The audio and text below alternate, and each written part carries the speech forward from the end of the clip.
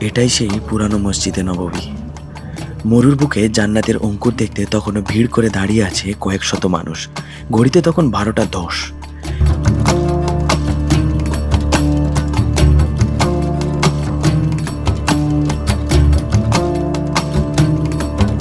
চলো আমিও তোমাদেরকে নিয়ে যাই মরুর বুকে জান্নাতের অঙ্কুর দেখাতে। প্রথমে ঢুকতেই ওখানকার আলো ও আর্কিটেকচার তোমাকে আরবিয়ান জীবনযাপনের কথা মনে করিয়ে দেবে।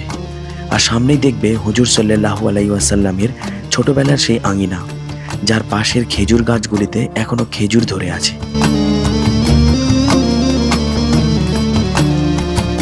তার পাশেই তখনকার সময় ব্যবহার করা পাথরের তৈরি উঁচু কুয়া।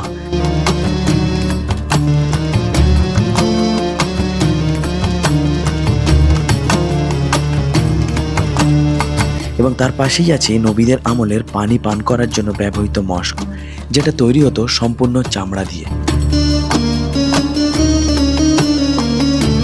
ওখান থেকে কিছু পা এগোতেই মা ফাতেমা রাদিয়াল্লাহু তাআলা আনহার ঘরের আদলে বানানো একটি ঘর।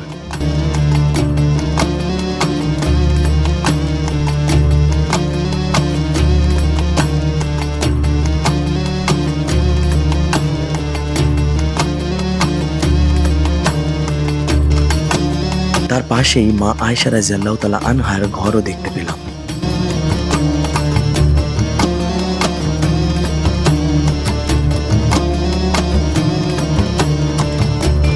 এবং তার পাশে তোমার আমার প্রিয় নবী সাল্লাল্লাহু আলাইহি ওয়াসাল্লামের বাসস্থান।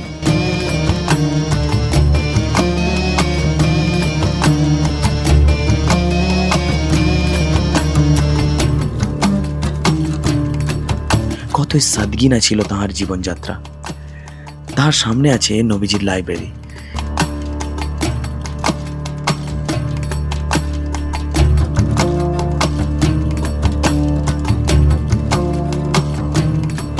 এবং সর্বশেষ দেখা মিলল নবীজির আমলের মসজিদে নববী, যে জায়গাকে বর্তমানে রিয়াজুল জান্নাত বলা হয়।